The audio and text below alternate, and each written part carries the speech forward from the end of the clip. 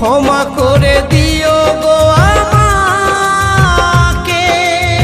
শিল্পীর বেদনা কেউ বোঝে না, শিল্পীর যন্ত্রণা কেউ বোঝে না। তবু গান গাই আমি